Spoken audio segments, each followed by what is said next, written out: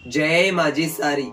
मैं रजत सेन माजिसा का पेन माजिसा के चमत्कार यूट्यूब चैनल में आप सभी भक्तों का हार्दिक स्वागत करता हूँ।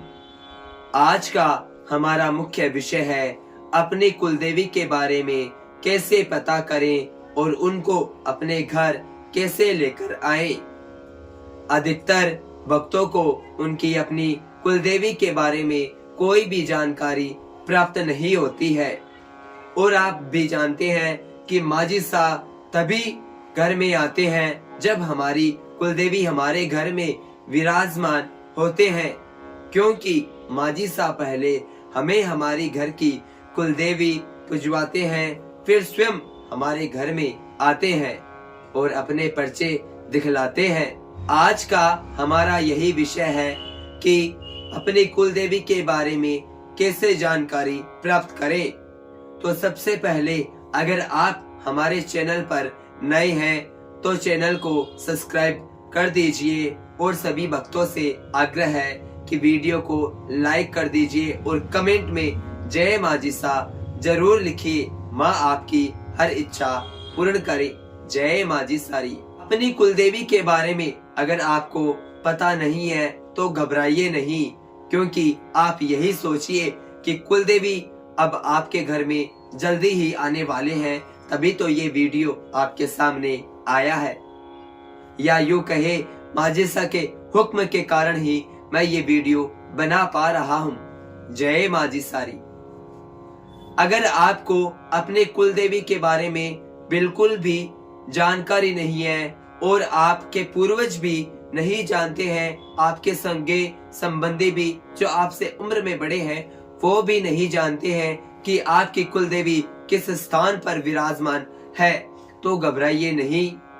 आप शुक्ल पक्ष की नवमी के दिन दुर्गा माता के मंदिर में जाइए, क्योंकि सभी दुर्गा की ही अवतार है, और वहां पर दुर्गा मैया को प्रणाम कीजिए, उनको नारियल भेंट कीजिए, लाल ध्वजा भेंट कीजिए, पेड़े का भोग लगाइए और मंदिर में 3 परिक्रमा कीजिए और हाथ जोड़कर आंखें बंद करके दुर्गा मैया के सामने प्रार्थना करें कि हे दुर्गा मैया, मैं अपनी कुलदेवी को नहीं जानता हूँ, वह कहाँ पर विराजमान है और मेरी कुलदेवी कौन सी है, मुझे कुछ नहीं पता। अब मेरी कुलदेवी बन के आपको मेरे घर में विराजमान होना होगा और मेरी कुलदेवी के बारे में आपको ही बताना होगा। इतना काम आप शुक्ल पक्ष की नवमी के दिन कर दीजिए। आप सभी को यही पता है कि सभी दुर्गा की ही अवतार है, तो दुर्गा मैया आपको आपकी कुलदेवी के बारे में जरूर बताएंगे। घर जाते समय दुकान से एक नारियल लेवे और अपने घर के मंदिर में जाकर 5 अगरबत्ती, एक घी का दीपक प्रज्वलित करें। जो नारियल आप साथ लेकर आए हैं उस नारियल पर 11 रुपए रखें और एक कलावा उसके बांधे और एक मेहंदी से 9 आपके घर के मंदिर में तिलक करें और 9 तिलक आपको सिंदूर के करने हैं और 9 तिलक आपको हल्दी के करने हैं। 9 तिलक किसके करने हैं? हल्दी के, 9 तिलक सिंदूर के, 9 तिलक मेहंदी के आपको अपने घर के मंदिर में करने हैं। नारियल को वहां पर विराजमान कर देना है। हाथ जोड़कर दुर्गा मैया और माजिसा का ध्यान करना है कि अब जल्द ही हमारे घर में हमारी कुलदेवी को भेजिए, हमें उनके बारे में जानकारी प्रदान कीजिए। 1.25 महीने के अंदर अंदर आपकी कुलदेवी आपको या तो स्वप्न के माध्यम से बता देंगे या उस मंदिर का एरिया आपके सपने में आने लगेगा, या फिर आपको कहीं ना कहीं से अपनी कुलदेवी के बारे में जानकारी प्राप्त हो जाएगी। लेकिन 1.25 महीने तक आपको देवी के लिए मंत्र जप करने होंगे। ओम दुम दुर्गाय नमः 108 बार, चाहे आप सुबह करें चाहे सांझ में करें, और प्रत्येक 1.25 महीने के प्रत्येक दिन आपको यही प्रार्थना करनी है कि हे कुलदेवी, आपके बारे में हमें बताइए।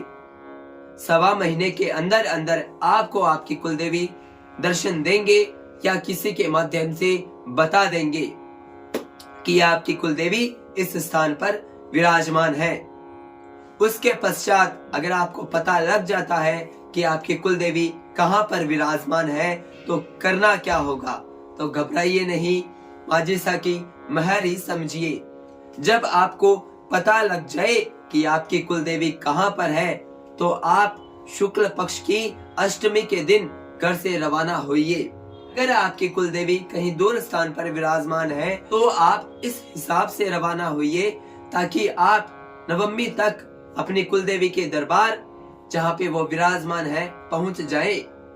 वहां पर कुलदेवी के लिए 16 श्रृंगार लेके जाएं, लाल ध्वजा लेके जाएं और मैया के लिए प्रसाद लेकर जाएं और वहां पर मंदिर में जाके मैया को भेंट करें और मन ही मन माँ से प्रार्थना करें कि आप हमारे घर चलिए माँ, और वहां पर मैया से अरदास करें कि मैया अब तो आपने हमें अपने बारे में बता दिया है, अब घर पर चलिए। वहां पर परिक्रमा करने के पश्चात, अच्छी तरह दर्शन करने के पश्चात आप वहां से मैया की तस्वीर खरीदिए।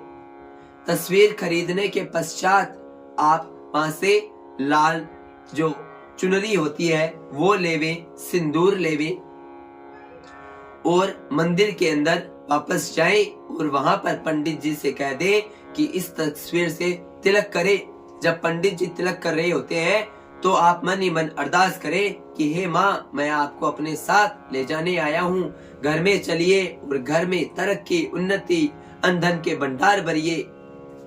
और जब पंडित जी तिलक कर दें तो आप उनको अपनी यथाशक्ति दक्षिणा देवें और लाल कपड़े में तस्वीर को लपेटकर अपने साथ अपने घर की ओर रवाना हो जाएं। पीछे मुड़कर ना देखें। अगर पीछे से आपको कोई आवाज देता है, आपका दोस्त या आपके जो भी साथी, तो ध्यान ना दें और आप अपने घर की तरफ रवाना हो जाइए। और जब आप यात्रा कर रहे हो तो तस्वीर आपके पास होनी चाहिए और आपको शुद्धता का पूरा ध्यान रखना है।